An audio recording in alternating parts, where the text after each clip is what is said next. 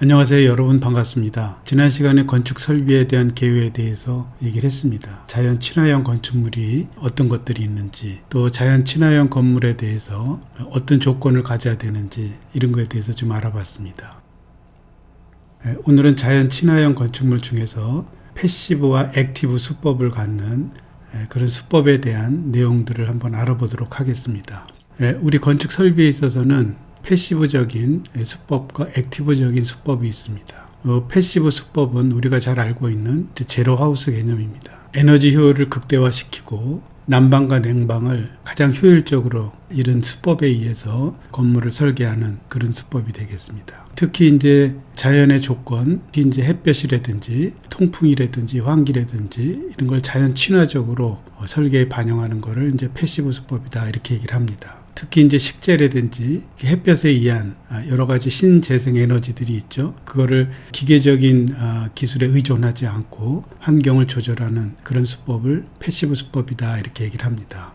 이 강의 이후에 이제 영상에 대한 것들 여러분들과 함께 볼 텐데, 패시브 수법에서 이제 중요하게 생각하는 거는 단열에 대한 효과입니다. 우리나라는 4계절이 있기 때문에 특히 여름과 겨울에 온도 차이가 많이 있다고 얘기를 했죠. 겨울에는 영하 20도까지 내려가는 경우도 있고, 또 여름에는 30도까지 올라가는 경우가 있습니다. 온도 편차에 의한 외부에 대한 환경을 차단을 해야 됩니다. 온도라든지 특히 이제 기후에 대해서 이제 차단하기 위해서는 이 단열을 여름에는 뜨거운 온도가 내부로 유입되지 않도록, 또는 겨울 같은 경우에는 찬 공기가 내부로 들어오지 않도록 이런 것을 차단하기 위해서 고품질의 단열재를 이제 사용을 해야 됩니다.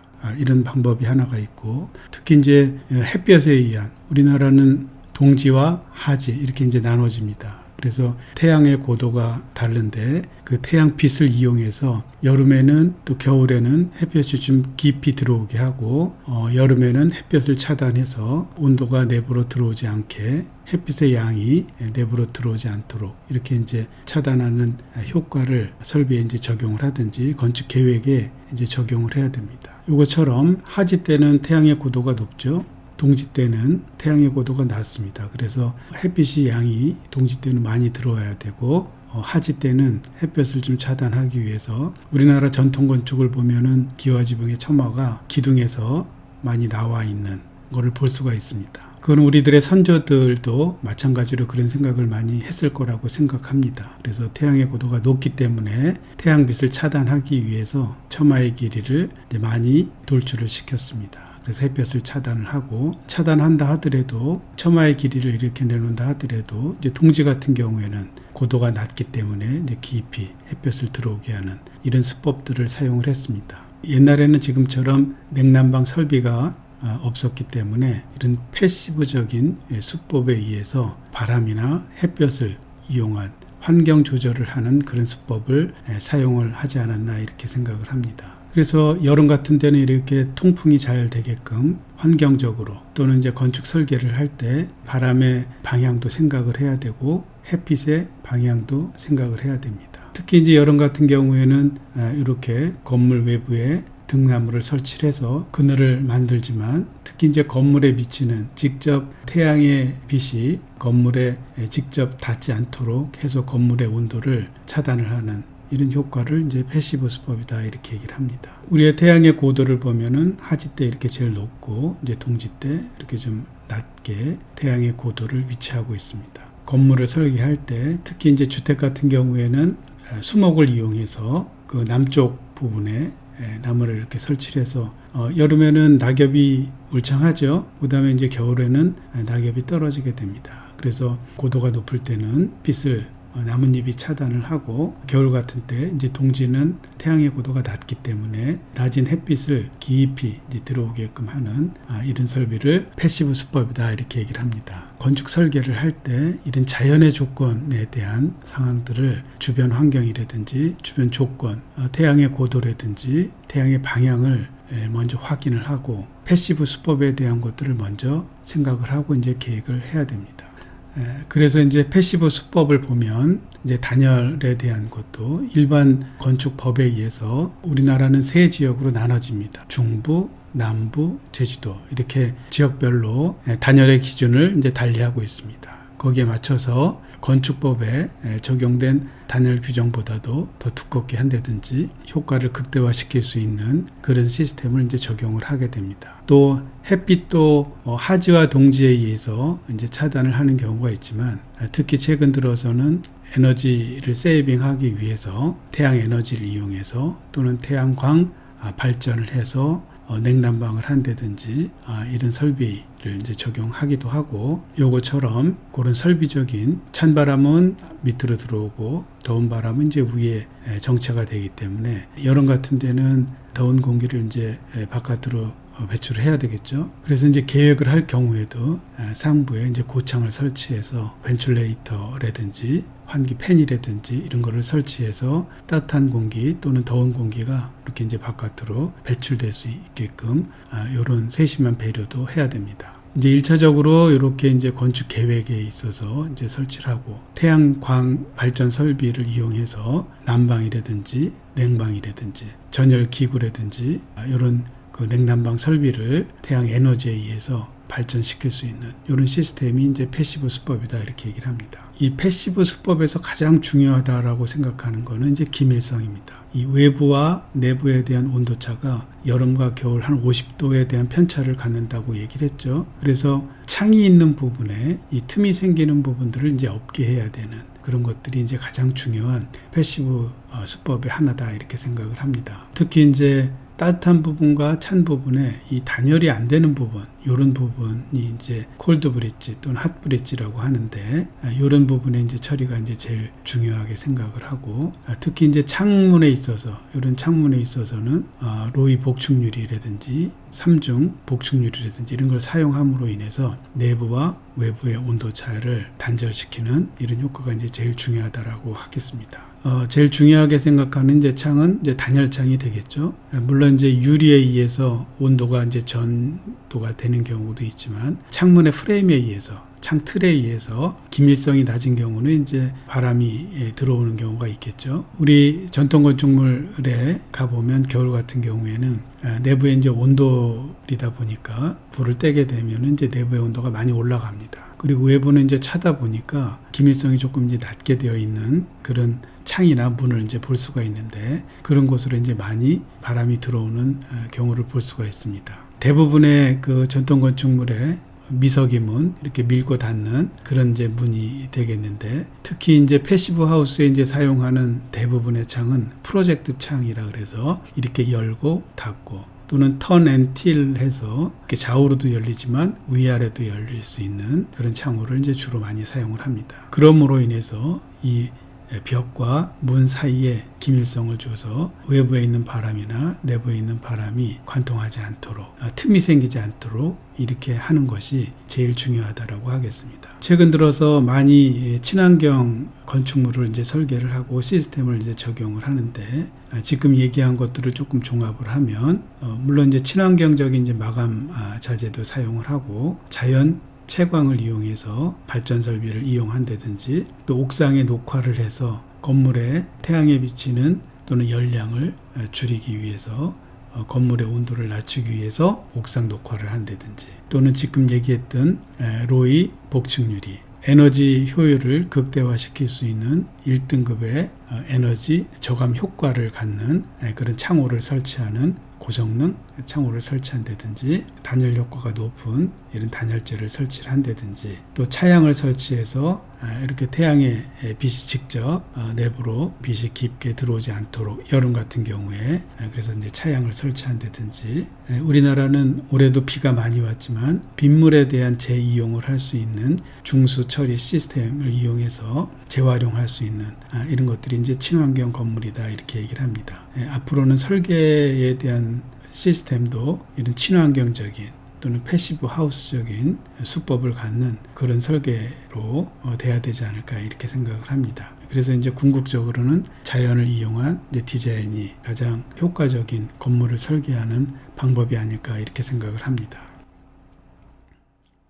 또 이제 자연을 이용하는 그런 지금 패시브적인 내용을 조금 구체적으로 보면 우리가 느끼는 자연을 이용했을 경우에 그런 온도 저하에 대한 것들이 주로 이제 증발 잠열에 의해서 우리가 시원하고 선선하게 느끼는 그런 온도 저감 효과를 주는 자연적인 요소가 여러 가지 있습니다. 특히 이제 연못이나 계곡 같은 그런 곳에 설계를 하고 이제 계획을 한다라고 했을 때 그 부분이 시원하다고 느끼는 거는 증발하는 잠열 때문에 1도에서 3도 정도의 차가운 또는 선선한 그런 느낌을 받을 수가 있습니다. 또 이런 폭포수 옆에 가면 또 시원한 거를 느끼죠. 냇물처럼 흐르는 것처럼 이렇게 이제 폭포 옆에 가면 그런 효과가 또 3도에서 8도 정도. 여기는 이제 잠열이 있고 또 폭포가 떨어지면은 그 상온에 있던 온도가 낮아지면서 바람을 이동을 시킵니다. 그래서 이제 바람 때문에 체감을 낮은 온도를 이제 느낄 수가 있고, 특히 이제 여름 같은 경우에 얼음을 이제 많이 먹게 되죠.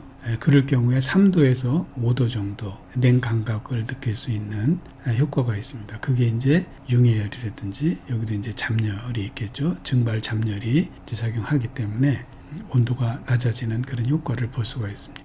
특히 이제 제일 많이 느끼는 거는 이제 자연 통풍이 되겠습니다. 이건 이제 체감적으로 느끼는 거기 때문에 우리 특히 선풍기를 틀었을 때의 그런 시원함을 느끼는 게 이제 체감적으로 느끼는 겁니다. 그 내부의 온도는 일정하지만 그 바람이 움직이는 거에 의해서 우리가 몸에 닿는 체감이 3도에서 5도 정도 선선하게 느껴지는 이유가 자연 통풍이나 환풍 이런 거에 의해서 이제 느껴지게 된다. 특히 이제 지붕에 이제 열이 많이 발생이 되죠. 그럴 경우에 지붕에 잔디를 올린다든지 이런 경우에 이제 2도에서 4도 정도의 온도를 낮출 수가 있습니다. 또 지붕면에 물을 뿌린다든지 이런 경우에 냉각 복사열에 의해서 약 2도에서 3도 정도 낮출 수 있는 이런 효과를 줄 수 있습니다. 이런 여러 가지의 자연을 이용한 온도를 낮출 수 있는 방법을 이제는 그 자연에 가서 느끼는 것도 있겠지만 이런 것들을 이제 이용을 해서 건물에 적용을 하게 되면 그만큼의 이제 체감 효과가 있다. 이렇게 이해하면 좋을 것 같습니다. 그럼 이제 패시브 수법은 자연 환경을 이제 이용한 그런 조절 방법인데, 여기 이제 액티브 수법은 이 패시브 수법만 갖고는 100% 다 제로 하우스에 대한 에너지를 전혀 사용하지 않고는 패시브 하우스를 만들기가 조금 어렵습니다. 그래서 거기에 이제 기계적인 전기적인 설비 시스템을 이용해서 일부는 이제 강제적으로 이제 환경을 조절하는 그런 수법을 액티브적인 수법이다 이렇게 얘기를 합니다. 옛날 전통 건축물 같은 경우에 이제 패시브 수법에 의해서 조금 덥더라도 조금 춥더라도 견딜 수가 있었지만 최근 들어서는 기후 변화에 의해서 온도가 상승을 한다든지 겨울 같은 경우에 이제 춥거나 이제 눈이 많이 내리거나 이제 이럴 경우에 패시브 수법만 갖고는 쾌적한 환경을 만들 수가 없기 때문에 기계적이거나 전기적인 설비 시스템을 이용해서 강제적으로 일부는 환경 조절을 해줘야 됩니다. 특히 이제 그 환기 설비 중에서 열 교환기 같은 경우는 외부 온도하고 이제 내부 온도가 이렇게 차이가 많은 경우에 오염된 공기는 이제 바깥으로 내보내야 되겠죠. 그리고 신선한 공기는 이제 들어오게 해야 되는데, 이 환기 설비인 이제 열 교환기 같은 경우에는 오염된 공기는 내보내지만 찬 공기가 들어옴으로 인해서 내부의 온도가 이제 낮아지는 경우가 있겠죠. 그래서 온도는 열 교환기에서 순환을 시켜서 외부에서 들어오는 온도를 내부에서 나가는 온도와 혼합을 시켜서 오염된 공기만 나가게 하고, 온도는 일정한 공기를 내부로 들어오게 해서 영상 20도의 공기를 이제 내보내게 되면 18도 정도의 공기가 신선한 공기가 들어올 수 있도록, 그래서 이제 내부의 온도를 항상 일정하게, 우리가 겨울 같은 경우에 환기를 시킨다고 해서 창문을 열어놓게 되면은 내부의 공기의 온도가 이제 떨어지게 되죠. 이제 그런 것들을 이제 기계적 환기에 의해서 온도 변화를 최소화시킬 수 있는 이런 수법을 액티브 수법이다 이렇게 얘기를 합니다. 그리고 이제 여름에는 전기를 이용해서 에어컨을 이용을 한다든지 난방을 하기 위해서 보일러를 사용한다든지 이런 것도 이제 일부 기계적인 시스템을 이용해서 내부 환기를 조절하는 이런 것들이 액티브 수법이다 이렇게 얘기를 합니다. 이번에 이제 설비 계획 중에서 우리 이제 용어에 대한 것들을 좀 알아보고 진행을 하도록 하겠습니다. 이제 건축에 있어서 설비하고 관련돼서 많이 쓰이는 용어에 대한 정리를 좀 해보겠습니다. 펜트하우스에 대한 얘기가 있고, 드라이에리어, 코어 시스템, 파이프 샤프트, 이제 기계실, 이런 것들이 이제 우리 건축 계획을 할 때 설비 관련해서 주로 이제 많이 사용되는 이제 용어들입니다. 특히 이제 패시브와 액티브적인 수법을 이용할 경우에 드라이 에리어라든지 이런 것들이 이제 건축 환경적으로 이제 많이 패시브적인 그런 요소로도 이제 많이 사용을 하게 됩니다. 먼저 이제 펜트하우스에 대한 개념은, 이 건물 옥상에 가보면은 건물 옥상에 이제 여러 가지 그 설비에 관련된 것들이 굉장히 많이 있습니다. 여러분들은 이제 옥상에 가보면 이제 옥상 정원이라든지 또 옥탑방 같은 그런 이제 마당이 있는 공간을 이제 생각할 수 있고, 또 어떤 건물 같은 경우는 이제 옥상에 이런 휴게 공간이라든지 정자라든지 이런 루프탑에 대한 개념들을 옥상을 이용한 시설들이 많이 있습니다. 건축 계획에 있어서 이제 공간적인 개념을 이제 도입을 해서 옥상을 이용한 공간 계획이 되겠지만, 이 건물에 있어서 옥상은 설비에 있어서 굉장히 중요한 공간이기도 합니다. 모든 설비들이 지하층하고 이제 옥상층에 이제 올라가게 되는데, 지하층에 있어야 될 설비 장비들도 있고 옥상으로 올라가야 될 그런 장비들이 있습니다. 또는 이제 나눠서 옥상과 지하 이렇게 이제 공간으로 나눠서 설치를 하게 됩니다. 그럼 우리 이제 기본적으로 펜트하우스다 이렇게 얘기를 하면, 건물 이제 옥상에 설치되는 이제 층이 이제 되겠는데, 거기에는 이제 수직 동선 체계인 엘리베이터에 이제 기계실이 있다든지, 또는 옥상을 올라가기 위해서는 옥상 계단실이 있겠죠. 또 이제 환기 설비, 물탱크라든지 이제 이런 것들을 이제 설치하게 됩니다. 냉난방 설비 중에서는 이제 전기를 이용한 그런 냉난방 설비가 이제 대부분들이 이제 사용을 하게 되는데, 그런 것들이 지상층이라든지 이제 옥상으로 올라가게 됩니다. 지상층에 놓게 되면은 이제 공간이 부족해서 주차 공간이라든지 옥외 공간이라든지 이런 공간이 이제 줄어들기 때문에 이제 옥상으로 이제 올라가게 되죠. 그런 곳에 이제 설치하는 모든 설비 시스템의 층을 펜트하우스다 이렇게 얘기를 합니다. 여기 보는 것처럼 이제 공조 설비라든지 또는 이제 물탱크와 관련된 급수 탱크라든지 이런 것들이 이제 설치가 되겠죠. 요거는 공조 설비에 대한 이제 닥트 설비가 있겠고, 또 이 사진은 냉난방 설비에 대한 그런 실외기가 이제 설치한 사진이 되겠습니다. 그 저수조가 지하층에도 있고 옥상층에도 있는데, 옥상층에 이제 설치하는 그런 이제 물탱크 설치가 되겠고, 또 이 사진은 옥상층의 최고층에 가장 높은 층까지 엘리베이터를 이동시키기 위해서는 이런 설비가 설치가 되어야 됩니다. 엘리베이터 모터라든지 장비가 이제 설치가 되어야 되겠죠. 옥상층에 설치하는 모든 장비류라든지 또는 탱크류라든지 이제 기계를 설치하는 부분을 펜트하우스다 이렇게 알아두면 좋겠습니다. 그 다음에 이제 건물에 있어서 요것처럼 지하지만 건물의 면한 부분이 옹벽이나 흙에 면하지 않고 외부의 환경이 이제 내부로 이렇게 깊숙이 환기라든지 통풍이라든지 햇볕이라든지 들어오게끔 해서 지하층이 땅 속에 있는 게 아니라 지상층에 있는 것처럼 느끼게 하는 이런 것들을 이제 드라이 에리어 또는 썬큰이다 이렇게 얘기를 합니다. 특히 이제 드라이 에리어는 건축에 있어서 굉장히 중요한 역할을 합니다. 지하층의 환기라든지 통풍이라든지 또는 지하층의 장비가 이제 열을 발생하는 전기들이 있습니다. 전기실 같은 경우에는 항상 일정한 온도를 이제 유지를 해야 되겠죠. 그러기 위해서는 이제 통풍이나 환기를 해줘야 됩니다. 자연 환기가 안 될 경우에는 이제 강제 환기라도 해줘야 되는데, 특히 이제 설비에 대한 관련 지침이나 법적인 사항을 보면 발전기실이라든지, 발전기는 이제 유사시에 전기를 생산하기 위해서 가동을 해야 될 텐데 이제 열이 많이 발생을 해야 됩니다. 그런 경우에는 반드시 자연 환기에 의해서 온도를 조절하는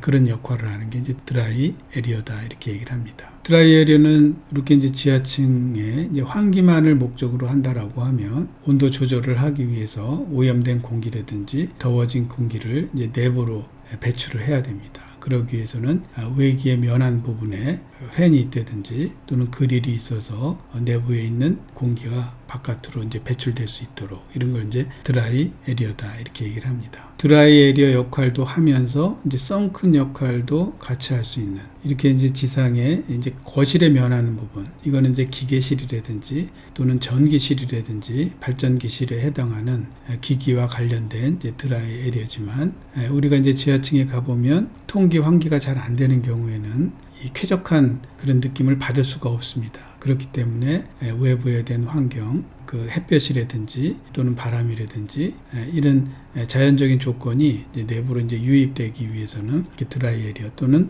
선큰을 만들어서 지하 공간이지만 지상과 같은 그런 공간 역할을 할 수 있는 역할을 한다라고 생각합니다. 지상과 같은 그런 역할을 하는 것이 드라이 에리어나 이제 선큰 개념이 되겠습니다. 특히 이제 선큰 같은 경우에는 여기 같은 경우 이제 드라이 에리어 같은 경우는 이제 탈출하기가 조금 어렵죠. 이제 사다리를 놔서 이제 탈출을 할 수 있겠지만 드라이 에리어의 근본적인 목적은 자연, 환기, 통풍의 이제 목적이 있고 조금 이제 범위를 확대해서 지상층의 환경을 지하 공간이지만 지상과 같은 그런 역할을 하면서 식재도 있고 햇볕도 들어오고 바람도 통할 수 있는, 그러면서 이제 휴게 공간이라든지 여유 있는 공간을 두는 것들을 이제 선큰이다 이렇게 얘기를 합니다. 이 선큰은 이제 외부의 공간이지만 여러 가지 이제 다목적으로 사용할 수 있는 그런 공간의 역할도 하지만 가장 중요한 거는 피난입니다. 지상층으로 탈출할 수 있는 연결되는 그런 유일한 이제 피난 경로가 되겠죠. 여기서 이제 유일하다고 하는 거는 만약에 선큰이 없다라고 하면 지하층에서 지상으로 올라간 이제 계단을 이용할 텐데 1층에서 화재가 났다든지 또는 지하층에서 화재가 났는데 통로 부분이라든지 계단 있는 부분에서 이제 화재가 났다라고 하면 탈출하기가 좀 어렵습니다. 그러면 이제 유일한 이제 통로가 끊기기 때문에 선큰에서는 여러 곳에서 이제 바깥으로 탈출할 수 있는 그런 비상 통로의 개념이면서 5개로 직접 연결되는 그런 구출의 경로를 만들어주는 그런 역할을 한다. 그래서 굉장히 중요한 역할이 이제 선큰에서 하고 있다 이렇게 보면 되겠습니다. 또 지하층에는 기계실도 있고 전기실도 있고 발전기실도 있고 이제 물탱크도 있고 이제 여러 장비나 설비에 관련된 그런 기기들이 지하층에 많이 설치가 되는데, 또한 이런 공간들이 설비 기구에 또는 장비의 반입이라든지 반출을 할 수 있는 그런 역할로서 이 공간을 이제 제공하고 있다 이렇게 알고 있으면 좋겠습니다. 이 건물에 있어서 설비존이라고 하면 물을 사용하는 공간과 이제 전기를 사용하는 이제 공간일 텐데, 다층의 건물 같은 경우에 건물의 이제 중심적인 역할을 하는 걸 이제 코어다 이렇게 얘기를 합니다.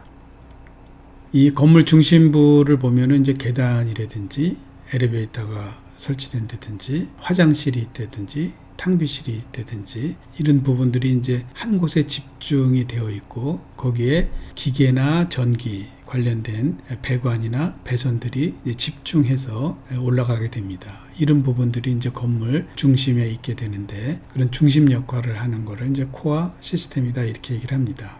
그럼 이제 코어 형태를 보면 이제 편심형 코어 부분은 이제 건물의 한쪽에 이제 치우쳐져 있는 이런 것들을 이제 편심형 코어다 이렇게 얘기를 합니다. 독립 코어형 같은 경우에는 건물에서 독립적으로 돼 있어 갖고 건물에 서플라이 리턴 할 수 있는 그런 시스템을 갖는 게 이제 독립 코어형이고, 이 중심 코어형은 이제 건물의 중심에 이렇게 이제 핵같이 센터에 있는 경우가 있고, 이렇게 좌우에 중심에 있는 경우가 있고, 이것도 이제 중심에서 중앙 코어형이 있고, 또 양단 코어형이 있습니다. 건물의 이제 규모가 큰 경우에는 이 중심부에서 다 공급을 하기 어렵기 때문에 코어를 두 곳에서 양측에서 이제 공급하는 그런 양단 코어형이 있습니다. 또 이제 기타는 이렇게 네 곳에서 하는 경우가 있고 이제 중심에서 하는 경우가 이제 이렇게 있죠. 이런 예를 들어보면은 이제 거의 이제 코어형의 원형에 가까운 그런 이제 계획 도면이라고 하면 코어는 이제 이런 중심에 있겠죠. 그리고 이렇게 Y자형의 그런 건물이라고 하면은 이렇게 이제 중심 쪽에 있고, 또 이렇게 이제 편심에 있는 엘리베이터라든지 파이프 샤프트 또는 EPS 전기 샤프트라든지 이런 이제 홀이라든지 이런 것들이 이제 편심형으로 있고, 이런 직사각형 같은 경우에는 이제 중심에 이제 위치해서 코어가 이제 형성이 되겠습니다. 조금 더 구체적으로 보면 이게 이제 코어에 해당이 되는데, 이렇게 이제 엘리베이터 그 홀들이 있고 계단실들이 있고 여기 화장실이 있고 통신이나 전기나 이것도 이제 전기에 해당이 되겠고, 이거는 이제 파이프 물을 배수, 급수, 오수 처리하는 이제 파이프 샤프트가 되겠고 여기도 있고 여기도 있고 그래서 이 건물 같은 경우에 건물이 정도 크기의 규모의 건물이 이제 다층으로 되어 있는데 거기에 이제 코어가 이제 양쪽으로 이렇게 되어 있는 이제 모습을 볼 수가 있습니다.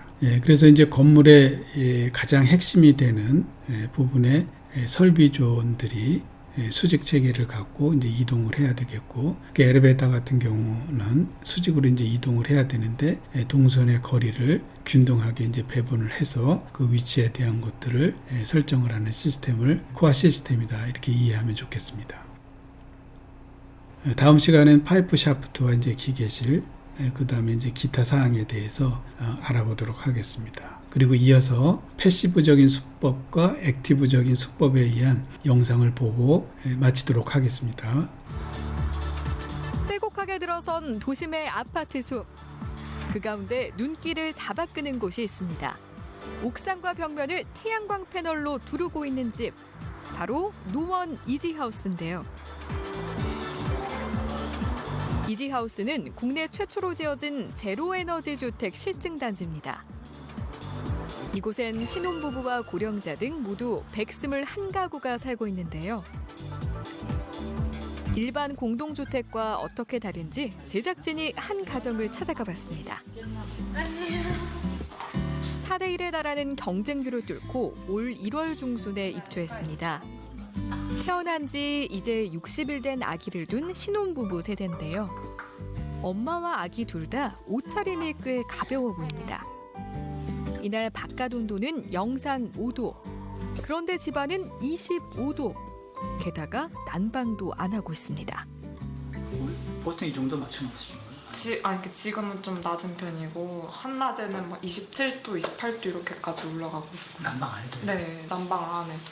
그래서 오히려 침실 같은 데는 너무 더워가지고 블라인드를 내리고 있거든요.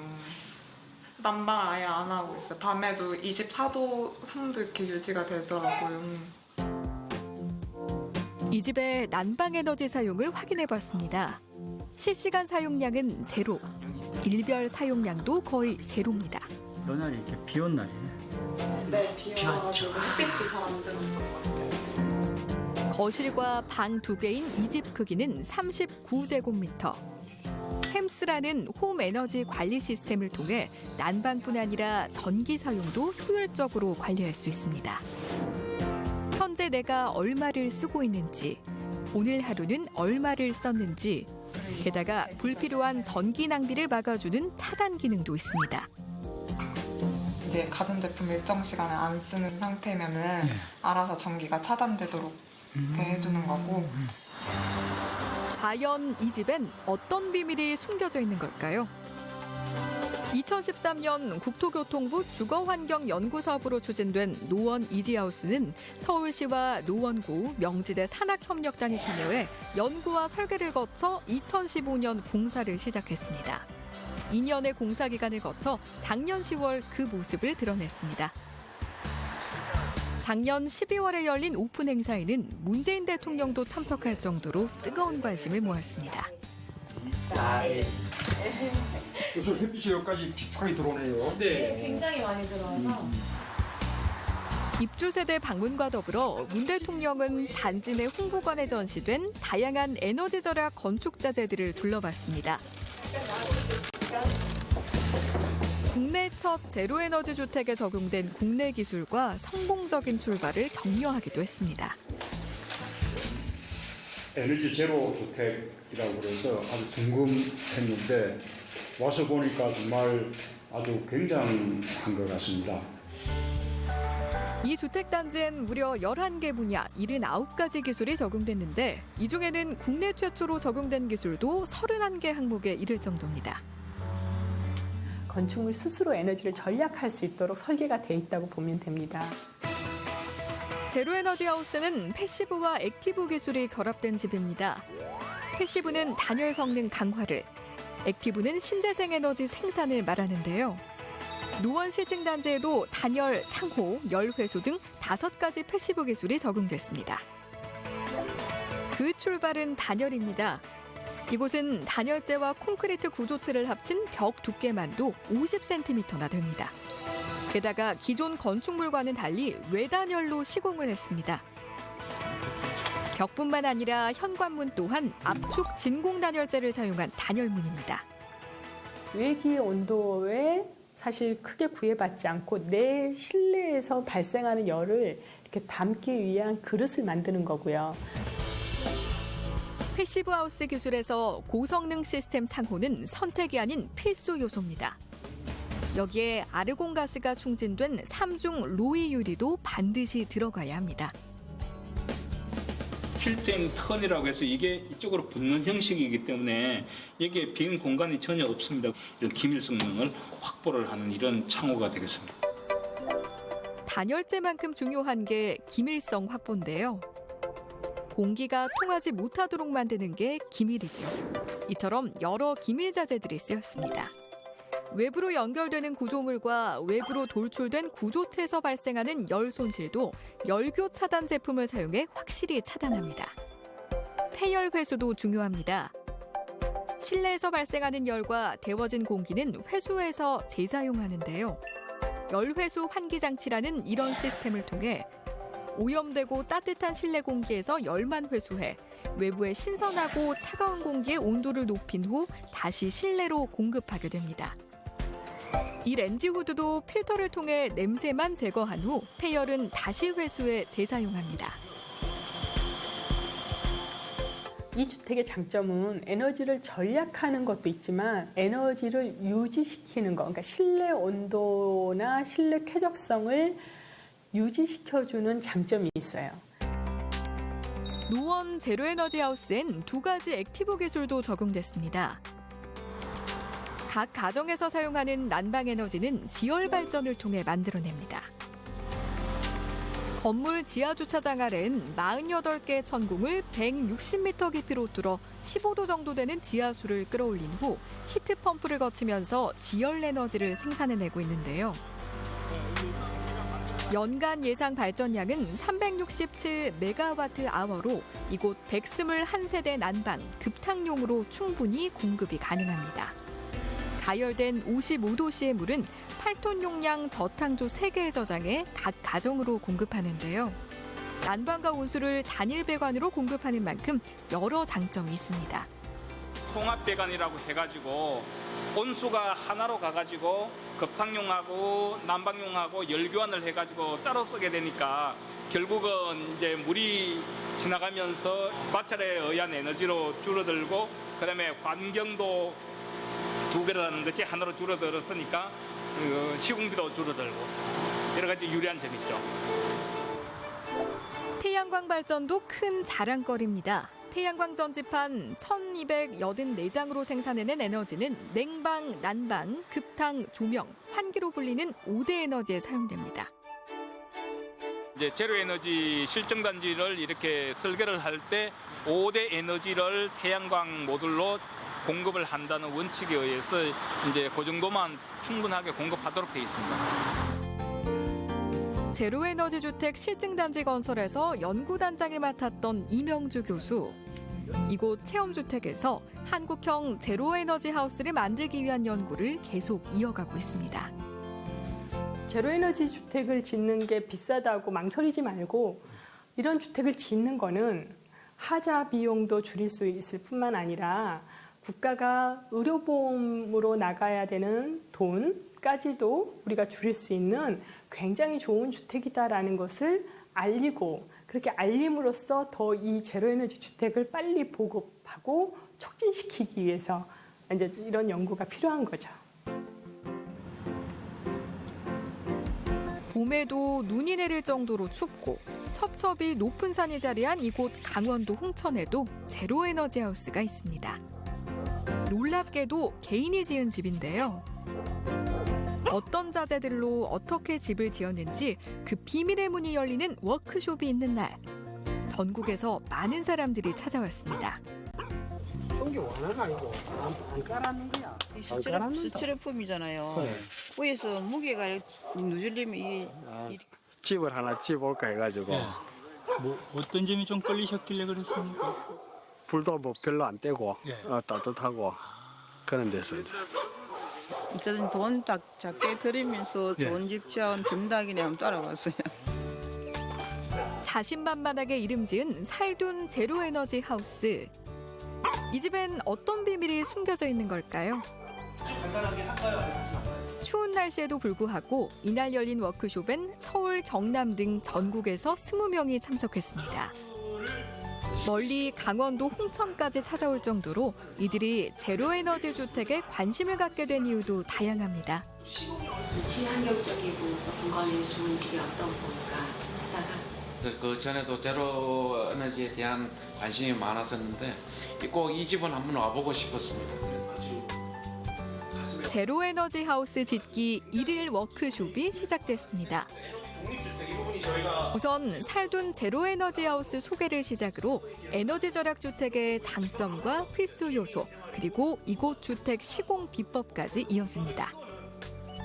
단열재도 물론 다양한 그 핵심이 단열재의 두께라기보다는 물론 단열재 두께도 중요하지만 훨씬 더 중요한 게 얼마나 꼼꼼히 잘 감싸냐는 것, 즉 단열재끼리의 핵심이 연결이 핵심입니다. 그래서 이제 조합에도 불구하고 말씀을 태양광 모듈을 설치해 생산하는 전기에너지의 경제적인 면도 전합니다. 전기를 써버리는 건 어떻게 하겠습니까? 9kW를 짜리 태양광을 지붕이나 야외에 설치해서 쓰신다면 1년 평균이 11,826kW 정도가 생산되는 걸로 나옵니다. 그렇기 때문에 충분히 상세하고도 남는다는데 왜 이런 점을 장점이 계절 변화가 심한 나라에서 뭐 여름은 여름대로, 겨울은 겨울대로 뭐 에너지에 대한 그 비용 문제가 항상 얘기가 되니까 그런 측면에서 좀 고려를 하는 게 초기에 비용은 좀 더 들어갈지 몰라도 좀 개인적으로도 그렇고 사회적으로도 좀 도움이 되지 않을까. 다들 높은 관심을 보이는 이것은 온도를 유지하면서 공기를 순환하는 바로 열회수 환기장치입니다. 이 집에 사용된 건축 자재와 패시브 시공 현장을 둘러보는 시간도 갖습니다. 평당 한 50만 원 정도 비쌀까요? 네, 그런 면에선 근데 순환이라든가 에너지 효율이라든가 이런 면에서는 메리트가 많은 것 같아요. 나중에 장기적으로 봤을 때는 오히려 더 훨씬 더 나을 것 같아요. 이 집은 공정이 쉽고 견고한 SIP 공법을 사용해 지었습니다. 일반적으로 알고 있는 기초공사는 같지만 골조부터 패널 부착까지 열교가 적은 단열 패널을 사용했는데요. 이후 외부 마감과 창호 설치, 내부 마감까지 단열재로 단단히 보강했고 공기 순환을 위해 환기장치를 달았습니다.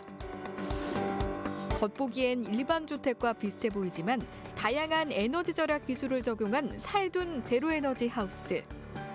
한 15년 동안 연구를 했죠.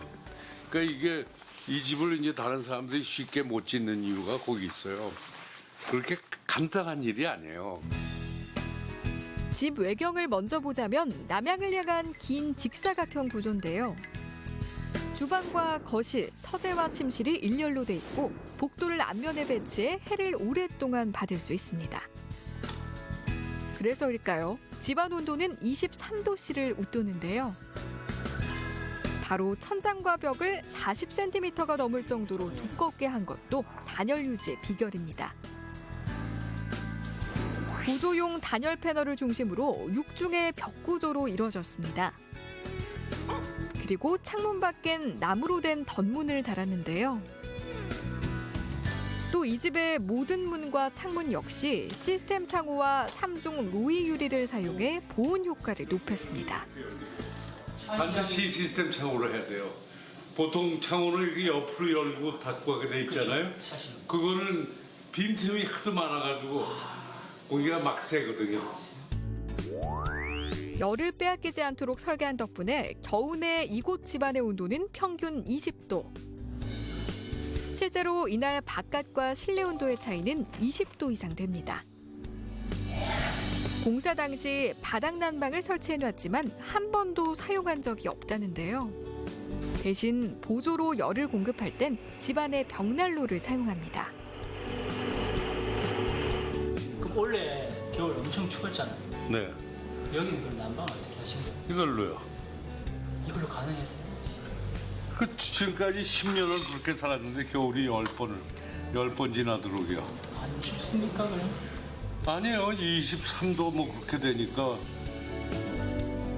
벽난로 안의 연기 배출은 일자형이 아닌 지그재그식으로 설계해 오랜 시간 열이 식지 않게 했는데요. 벽난로가 거실과 부엌에 걸쳐 있어 동시난방 효과도 있습니다. 장작을 한 100만 원어치 사가지고 4년 내지 5년 동안 쓰니까 1년에 뭐 한 20만 원어치 쓰는 거죠. 창문 습기만 봐도 집 안팎의 온도차를 가늠할 수 있는데요. 이때 열회수 환기 장치를 통해 탁해진 실내 공기는 바깥으로 내보낼 수 있습니다. 그러니까 23도가 나가가지고 21도가 들어오는 거죠. 집 안팎의 공기를 교환할 때 바깥의 신선한 공기는 집안의 온도와 비슷하게 가져오는데요. 그 역할을 이 열회수 환기 장치가 해냅니다. 신선한 공기는 부엌과 거실에 설치된 공기 유입구를 통해 들어오죠. 15년 독학으로 지은 제로에너지 하우스. 그는 자신이 지은 집을 어떻게 평가할까요? 이게 말하자면 이게 일종의 요즘 유행하는 말로 혁신 아니에요. 지금 우리가 짓고 있는 집은 세상에 없는 집이에요. 다 우리가 처음 시도하고 처음으로 성공한 집들이죠. 제로에너지 하우스를 실현하기 위해선 에너지를 아낄 수 있는 건축자재를 사용하는 것이 중요한데요. 건축산업자재를 생산하는 국내 한 대기업의 이곳 건축환경연구소에서는 우수한 창호와 유리를 개발하는 실험을 꾸준히 해오고 있습니다.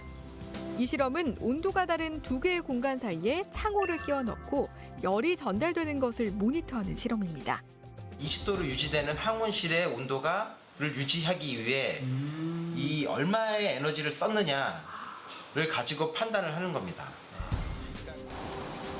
고온실에서 저온실로 빠져나가는 열의 양이 얼마나 되는지 알아보는 열관유율 실험. 창호의 단열을 측정하기 위해서인데요.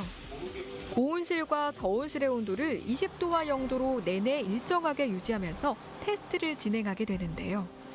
측정실 컴퓨터에 실시간으로 그 값이 저장이 됩니다. 열관유율이 작을수록 빠져나가는 열의 양이 적다는 것. 다시 말해 국내 기준으로 효율 1등급이 되려면 그 수치가 1 이하가 돼야 합니다.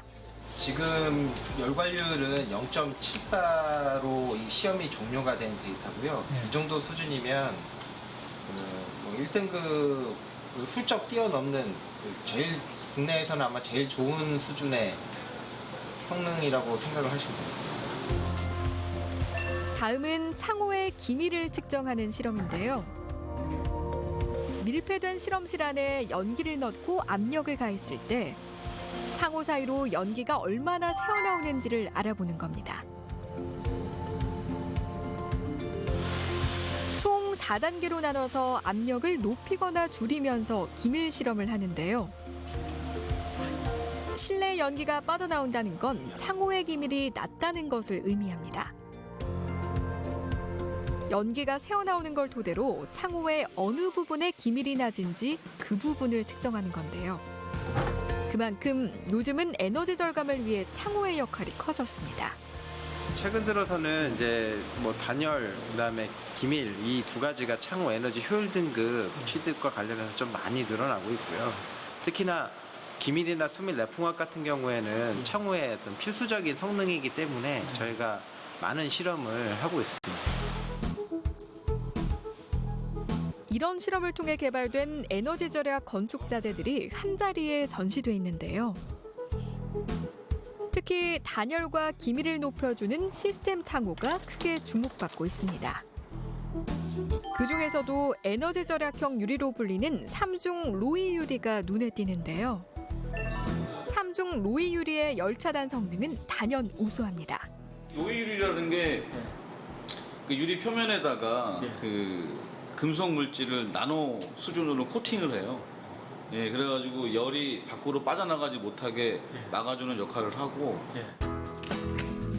이곳 연구센터 1층엔 실험용 제로에너지 주택도 마련되어 있습니다. 일반 가정집과 똑같이 만들어져 있는데요. 시스템 한창입니다. 고전하다. 고성능 시스템 창호와 3중 로이 유리, 지열 시스템을 이용한 난방까지 7가지 요소가 적용된 제로에너지 하우스입니다. 실내외 곳곳에 센서를 부착해 24시간 모니터하고 있습니다. 에너지 세이빙 자재를 개발하는데 필요한 부분들을 이제 찾아내서 내고 또 그걸 통해서 또 업그레이드된 자재를 개발하는 쪽으로 이제 활용을 하게끔 된 거죠. 2개 층에 설치된 100여 개의 센서를 통해 전달되는 단열, 창호, 이중 회피 등 6가지 요소 기술 데이터는 초단위로 이곳 컴퓨터에 저장이 되는데요.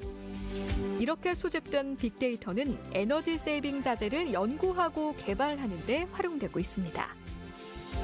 지금 정부에서 그 에너지 절감 로드맵으로 발표한 거를 보면은 2017년에 패시브 하우스, 2025년은 제로에너지 하우스라고 로드맵을 제시한 게 있어요.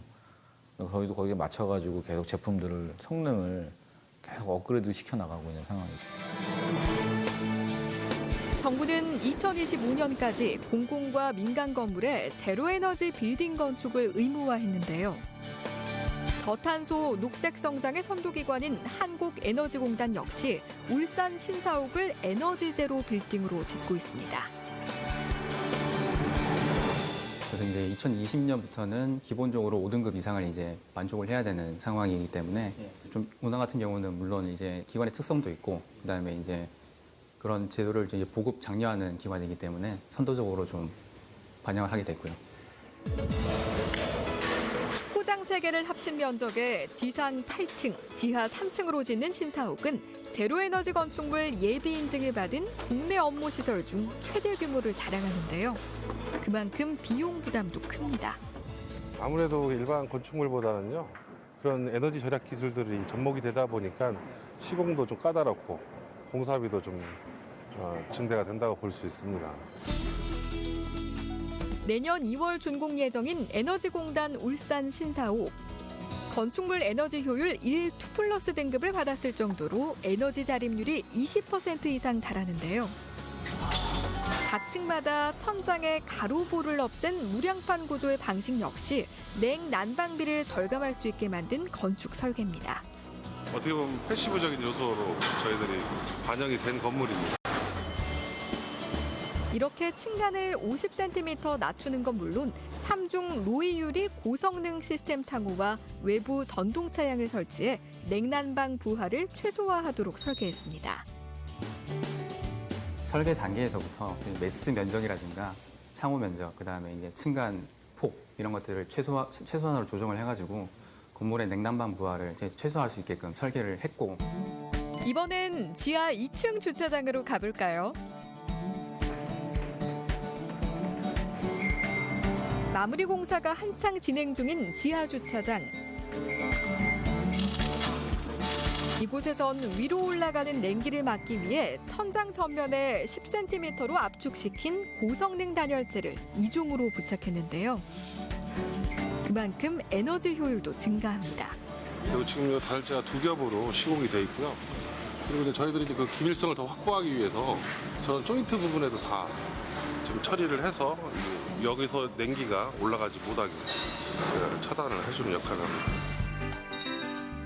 또 패시브 쿨링 수법의 하나인 쿨튜브를 지하에 설치해 냉방에 활용합니다. 1층부터 지하 3층에 걸쳐 만들어진 넓은 지하 공간. 이곳이 바로 쿨튜브인데요. 여름철 외부 더운 공기를 이곳으로 통과시켜 낮은 온도를 이용해 냉기를 넣는 구조물입니다. 신선한 공기가 한 3, 4도 정도 더 낮추어서 공급을 하면 아무래도 그만큼의 에너지 절감을 할 수 있는 그런 효과를 발휘할 수 있는 구조물입니다. 전기와 열에너지 생산을 위해 건물 외벽과 옥상에 태양열과 태양광 시스템을 설치하게 됩니다. 그리고 신재생 에너지인 지열에너지도 이용합니다. 490m 깊이 13개에 달하는 천공을 통해 지열에너지를 생산하고 냉난방에 사용하게 됩니다. 이제 보통 온도는 이제 일정합니다. 15도에서 17도. 저 바깥에 여름에 한 35도일 때는 15도, 16도 온도로 이제 이용해서 냉방을 주로 하고요. 바깥에 영하로 떨어졌을 때도 이 15도로 들어가서 열경기를 통해서 이제 난방을 하기 때문에 한국에너지공단 울산 신사옥은 다양한 기술이 접목된 제로에너지 건축물입니다. 단열부터 난방, 조명, 채광, 재생에너지까지 10여 가지 기술이 집약된 에너지 제로 빌딩인데요. 공공기관으로선 에너지 자립률이 높은 편입니다. 저희는 이제 에너지 자립률이 20.8% 정도 이렇게 나왔는데 20% 이상인 5등급에 해당이 되는 수치고요. 이제 자립률의 수치가 올라갈수록 그냥 100%까지 갈수록 이제 등급은 올라가게 돼 있습니다. 그래서 100% 이상을 달성하게 되면 제로 에너지 1등급을 달성을 하게 됩니다. 이처럼 국내에도 서서히 제로에너지 빌딩 인증을 받은 건물들이 하나둘 늘고 있습니다. 국내 건물이 한 700만 동 정도 있어요. 700만 동 중에 매년 신축되는 게 이제 20만 동 정도가 신축이 되거든요.